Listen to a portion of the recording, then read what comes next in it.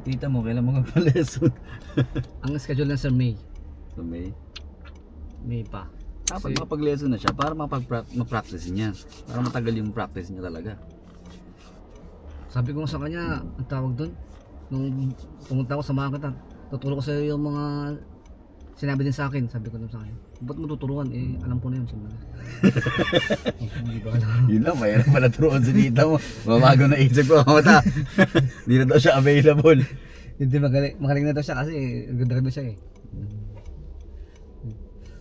Ang ipapaturo daw ngayon yung saan siya bumagsak, yung Parking. Yung parking at saka yung tawag doon, yung wide turn. Wide turn. Wide turn. Tapos yun nga, bigla siyang yung sa playground daw, bigla siyang huminto kasi nakita niya 30. Pag hindi din ko talaga kabisado yung daan, sabi ko naman mahirap. Sabihin aros siya, dire-diretso lang tayo. Tingnan mo rin sa kaliwa din habang yan, ganyan. Habang umaandar ka. Okay, hanap agad ng speed sign. Yan ang magiging key sa ano mo eh, pagpasa eh. So Kung 30. kung walang speed sign, 50 sir no?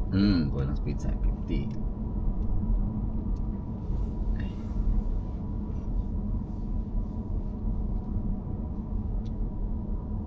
So ang playground, effective siya basta may liwanag pa. Ang school zone hanggang 5 PM lang. So ngayon meron pa tayo 8 minutes, so 30 pa rin siya. So kailan mag-e-end yung playground, itong sign na to, silipin mo siya. Yan agad ang hanapin mo. Kapag nakita mo yung starting, hanapin mo kung saan siya mag-e-end. So 50 na rito. Nakita mo ulit, 30 ulit. So mag-i-slow down ko ulit bago dumating ng 30. Kasi wala pang 5 eh. Kasi school zone naman.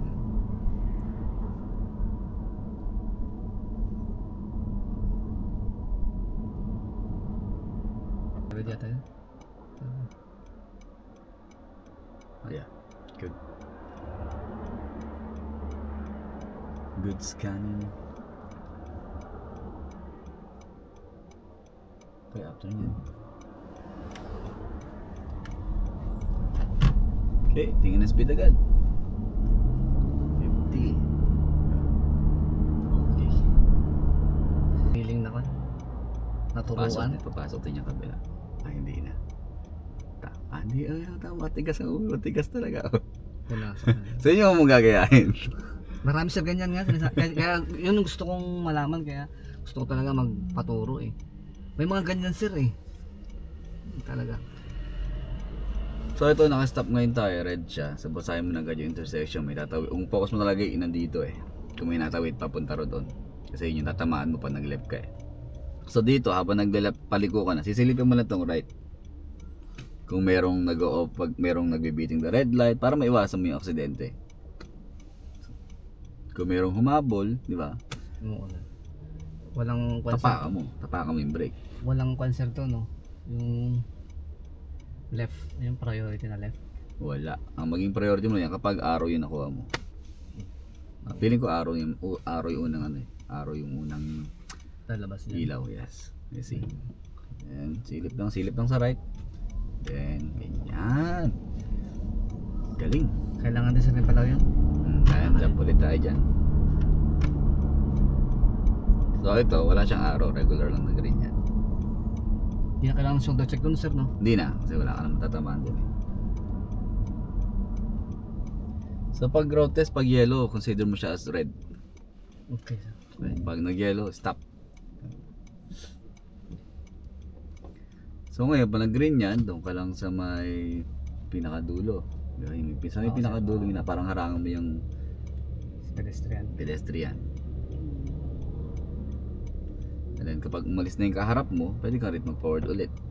Basta laging bibigyan mo ng space yung nasa harap na makakaliko pa rin sila. Okay, so establish ka ngayon sa gitna. Ay, sa gitna. Dito lang pala, harangan mo yung pedestrian para makita mo nandito. Check ng pedestrian muna sa tatawid. Pag wala, focus ka na doon. So malayo pa yan, so pwede mo na ipasok. Yo. Hanap ulit ng speed.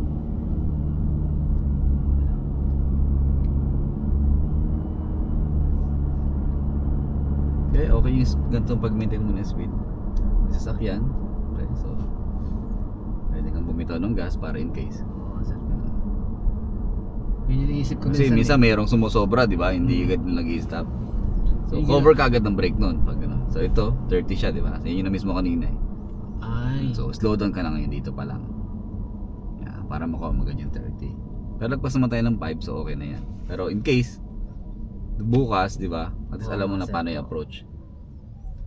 So right tayo. Okay, shoulder check lang bago mag-forward muna. Ay, dito sir. Lagi dito, lagi mag-shoulder check muna bago ka mag-forward. Okay. Kasi baka may humabol patawid dito. Hinarangan mo na sila.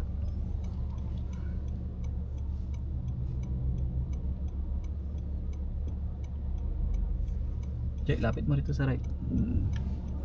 Para mas masilip mo silang maigi.